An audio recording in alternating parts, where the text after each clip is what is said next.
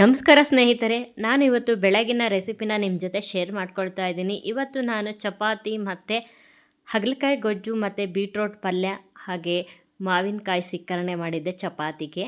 ಈ ರೆಸಿಪಿನ ನಿಮ್ಮ ಜೊತೆ ಶೇರ್ ಮಾಡೋಣ ಅಂತೇಳ್ಬಿಟ್ಟು ವಿಡಿಯೋನ ಪ್ರಾರಂಭ ಮಾಡಿದ್ದೀನಿ. ಬನ್ನಿ ನಾನು ಏನೇನು ಮಾಡ್ತೀನಿ, ನಾನು ಯಾವ ರೀತಿ ಮಾಡ್ತೀನಿ ಅಂತ ಹೇಳ್ಬಿಟ್ಟು ನಾನು ನಿಮ್ಮ ಜೊತೆ ಶೇರ್ ಮಾಡ್ಕೊತೀನಿ. ನಾನು ಯಾವುದೇ ರೀತಿ ಸ್ಪೆಷಲಾಗಿ ಏನು ಮಾಡ್ತಾಯಿಲ್ಲ, ನಾನು ಯಾವ ರೀತಿ ಮಾಡ್ತಾ ಇದ್ದೀನಿ ಅಂತ ನಿಮ್ಮ ಜೊತೆ ಶೇರ್ ಮಾಡ್ಕೊಳ್ತೀನಿ. ಯಾರಿಗಾದರೂ ಸ್ವಲ್ಪನಾದರೂ ಯೂಸ್ ಆಗೋದಿದ್ರೆ ಆಗಲೇ ಅಂತೇಳ್ಬಿಟ್ಟು ನಾನು ಇಲ್ಲಿ 3 ಹಾಗಲಕಾಯಿ ತೊಗೊಂಡಿದ್ದೆ. ಅದನ್ನು ನೀಟಾಗಿ ತೊಳ್ಕೊಂಡು ಸಣ್ಣಕ್ಕೆ ಹೆಚ್ಕೊಂಡಿದ್ದೀನಿ. ನಾನು ಈ ರೀತಿಯಾಗಿ ಹೆಚ್ಕೊಳ್ಳೋದ್ರೆ ಚಿಕ್ಕದಾಗಿ ಹೆಚ್ಕೊಂಡ್ರೆ ಬೇಗನೆ ಹುರಿಯುತ್ತೆ, ಆಮೇಲೆ ಹಸಿ ವಾಸನೆಯೂ ಕೂಡ ಬೇಗ ಹೋಗುತ್ತೆ ಅಂತೇಳ್ಬಿಟ್ಟು ಹಾಗಾಗಿ ಚಿಕ್ಕದಾಗಿ ಹೆಚ್ಕೊಂಡಿದ್ದೀನಿ. ಸ್ವಲ್ಪ ನಾನು ಇದಕ್ಕೆ ಎಣ್ಣೆ ಎಲ್ಲ ಹಾಕ್ಕೊಂಡು ನೀಟಾಗಿ ಹುರ್ಕೊಳ್ತೀನಿ. ಸ್ವಲ್ಪ ಎಣ್ಣೆ ಜಾಸ್ತಿ ಹಾಕಿ ಹುರ್ಕೊಂಡ್ರೆ ತುಂಬ ಚೆನ್ನಾಗಿರುತ್ತೆ. ಹಸಿ ವಾಸನೆ ಹೋಗಬೇಕು ಅಲ್ಲಿವರೆಗೂ ನೀಟಾಗಿ ಹುರ್ಕೊಂಡು ಸಣ್ಣ ಉರಿಲೇ ಇದನ್ನು ಸಣ್ಣ ಉರಿಲಿ ನಾನು ಇದನ್ನು ಹುರ್ಕೊಳ್ತಾ ಇದ್ದೀನಿ.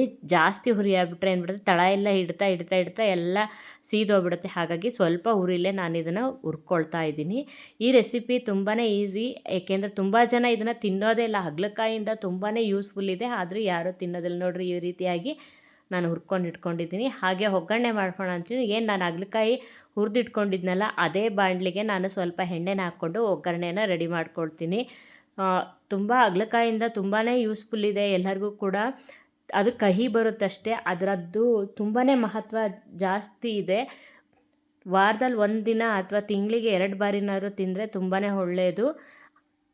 ಹಾಗಾಗಿ ಇದನ್ನು ಒಂದು ಸ್ವಲ್ಪ ಕರಿಬೇವು ಮತ್ತು ಸಾಸಿವೆ ಹಾಕಿ ಮತ್ತು ಬೆಳ್ಳುಳ್ಳಿ ಎಷ್ಟಲಿರುತ್ತಲ್ಲ ಅದನ್ನು ಹಾಕಿ ನಾನು ಒಗ್ಗರಣೆ ಮಾಡ್ಕೊಳ್ತಾ ಇದ್ದೀನಿ.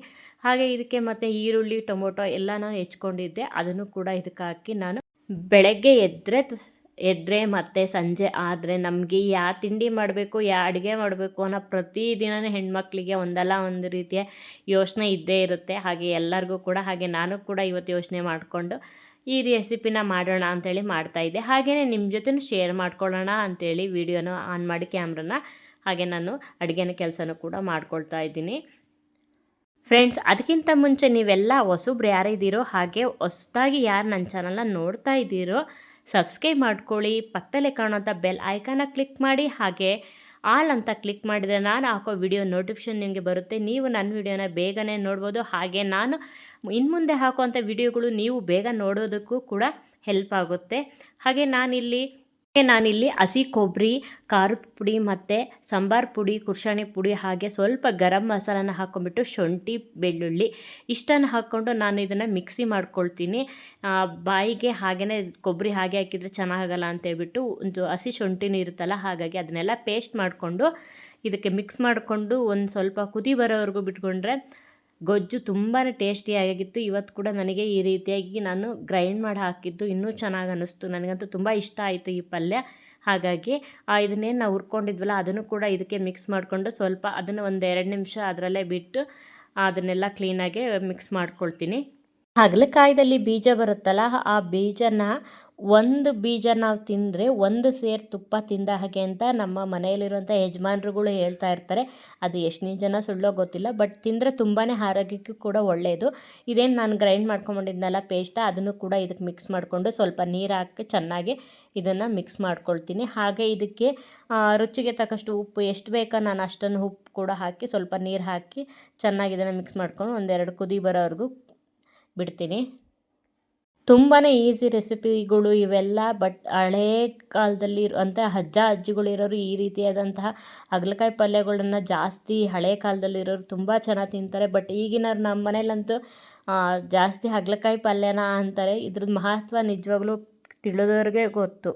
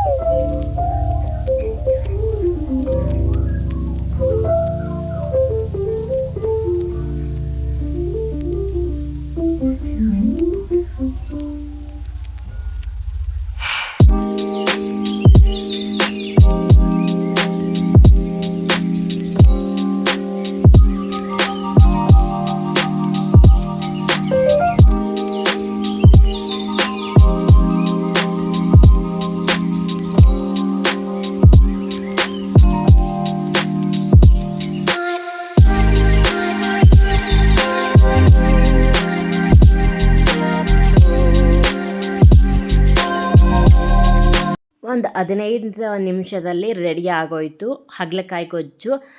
ತುಂಬಾ ನೋಡಿದರೆ ನಿಮಗೆ ಗೊತ್ತಾಗ್ತದೆ ಯಾವ ರೀತಿ ಏನಂದರೆ ಯಾವ ರೀತಿ ಬಂದಿದೆ ಅಂತೇಳ್ಬಿಟ್ಟು. ಇದನ್ನು ನಾವು ಗಟ್ಟಿಯಾಗೂ ಕೂಡ ಮಾಡ್ಬೋದು, ಹಾಗೆ ಫ್ರೈ ಮಾಡಿಕೊಂಡು ಅದನ್ನು ನಾನು ಸ್ವಲ್ಪ ಪಲ್ಯ ಥರ ಇರಲಿ ಅಂತೇಳ್ಬಿಟ್ಟು ಇದನ್ನು ಗಟ್ಟಿಯಾಗಿ ಸ್ವಲ್ಪ ನೀರು ಹಾಕಿ ನಾನು ಮಾಡ್ಕೊಂಡಿದ್ದೀನಿ. ತುಂಬಾ ಚೆನ್ನಾಗಿರುತ್ತೆ, ಚಪಾತಿಗೆಲ್ಲ ಕ್ಲೀನಾಗಿ ಅದು ಪಲ್ಯ ಎಲ್ಲ ಸಿಗುತ್ತೆ ಬಾಯಿಗೆ ಅಂತೇಳ್ಬಿಟ್ಟು, ಟೇಸ್ಟ್ ಕೂಡ ಚೆನ್ನಾಗಿರುತ್ತೆ ಅಂತೇಳಿ ಈ ರೀತಿ ಮಾಡಿದ್ದೀನಿ.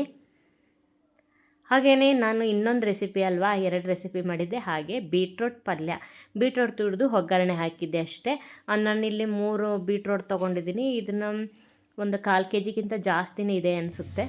ಇದನ್ನು ನಾನು ಇವಾಗ ಚೆನ್ನಾಗಿ ಸಿಪ್ಪೆ ಎಲ್ಲ ಇರ್ಕೊಂಡು ತುರ್ಕೋಬೇಕು. ಅದಕ್ಕಿಂತ ಮುಂಚೆ ಇದನ್ನೆಲ್ಲ ಕ್ಲೀನಾಗಿ ವಾಶ್ ಮಾಡ್ಕೊಳ್ತೀನಿ.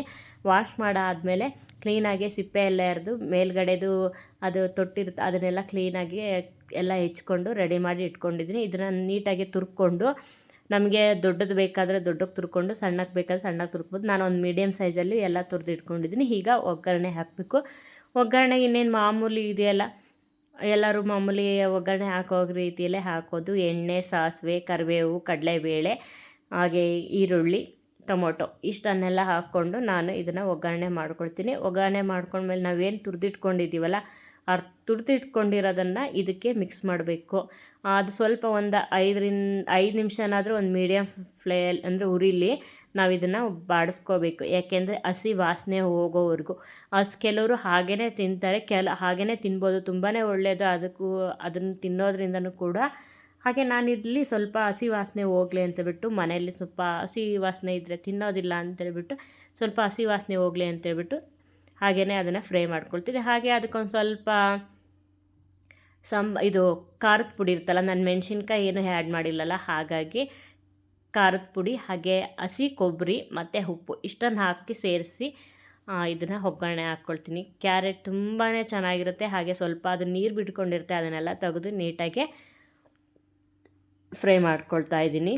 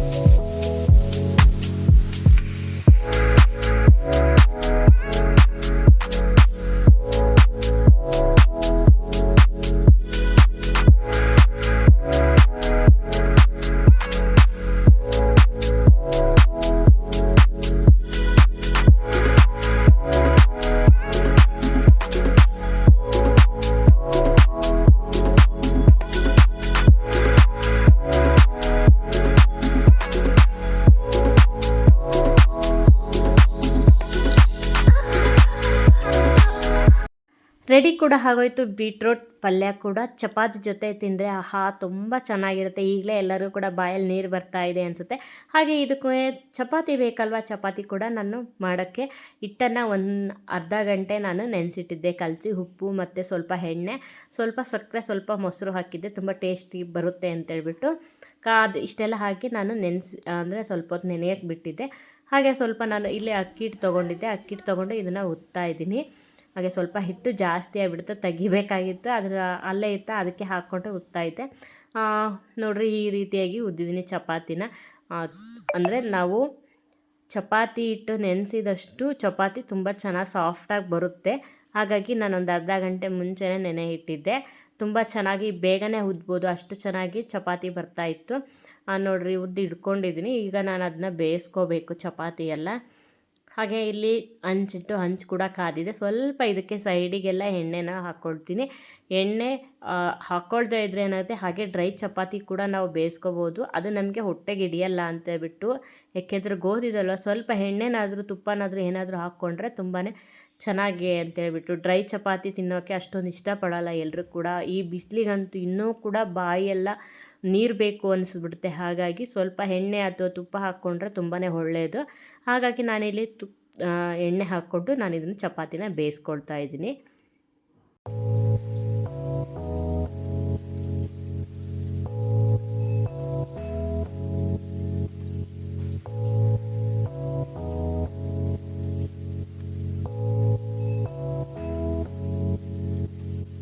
ನೋಡಿ, ಚಪಾತಿ ಕೂಡ ರೆಡಿ ಆಗಿಬಿಡ್ತು. ಚಪಾತಿ ಜೊತೆ ಹಾಗೆ ಹಾಗಲಕಾಯಿ ಗೊಜ್ಜು, ಬೀಟ್ರೋಟ್ ಪಲ್ಯನೂ ಕೂಡ ರೆಡಿಯಾಗಿದೆ. ಹಾಗೆ ಮಾವಿನಕಾಯಿ ಸೀಕರಣೆನೂ ಕೂಡ ಮಾಡಿದ್ದೀನಿ. ಇದಕ್ಕೆ ತುಂಬಾ ಚೆನ್ನಾಗಿರುತ್ತೆ ಅಂತೇಳ್ಬಿಟ್ಟು. ಹಣ್ಣಿತ್ತು, ಹಾಗಾಗಿ ಅದನ್ನು ಕೂಡ ಯಾಕೆ ವೇಸ್ಟ್ ಮಾಡ್ಬೋದು, ತಿನ್ನೋದು ಎಲ್ಲರದ್ದು ಕೂಡ ಚಪಾತಿ ಜೊತೆ ತಿಂತಾರೆ ಅಂತೇಳ್ಬಿಟ್ಟು ಮಾವಿನ ಹಣ್ಣಿನ ಸೀಕರಣೆನೂ ಕೂಡ ಮಾಡಿದ್ದೆ. ನೋಡಿರಿ ಯಾವ ರೀತಿಯಾಗಿ ಬಂದಿದೆ ಚಪಾತಿ ಅಂತೇಳಿ, ತುಂಬಾ ಸಾಫ್ಟಾಗಿ ಬಂದಿದೆ. ನೀವು ಕೂಡ ಮನೇಲಿ ಈ ರೀತಿಯಾಗಿ ಮಾಡ್ಬೋದು. ಹಾಗೆ ನೋಡಿರಿ, ಈ ರೆಸಿಪಿನ ನಿಮ್ಮ ಜೊತೆ ಶೇರ್ ಮಾಡಿದ್ದೀನಿ. ಇಷ್ಟ ಆಗಿದ್ರೆ ಪ್ಲೀಸ್ ಒಂದು ಸಬ್ಸ್ಕ್ರೈಬ್ ಮಾಡ್ಕೊಳ್ಳಿ, ಹಾಗೆ ಲೈಕ್ ಮಾಡಿ, ಶೇರ್ ಮಾಡಿ, ಕಮೆಂಟ್ಸ್ ಮೂಲಕ ನಿಮ್ಮ ಅಭಿಪ್ರಾಯಗಳನ್ನ ತಿಳಿಸಿ. ಹಾಗೆ ಹಾಗಲಕಾಯಿ ಗೊಜ್ಜು, ಬೀಟ್ರೋಟ್ ಪಲ್ಯ, ಹಾಗೆ ಮಾವಿನಕಾಯಿ ಸೀಕರಣೆ, ಚಪಾತಿ ಹೇಗಿತ್ತು ಅಂತ ಎಲ್ಲರಿಗೂ ಕೂಡ ಧನ್ಯವಾದಗಳು. ಮುಂದಿನ ವಿಡಿಯೋದಲ್ಲಿ ಸಿಗ್ತೀನಿ. ಬಾಯ್ ಬಾಯ್.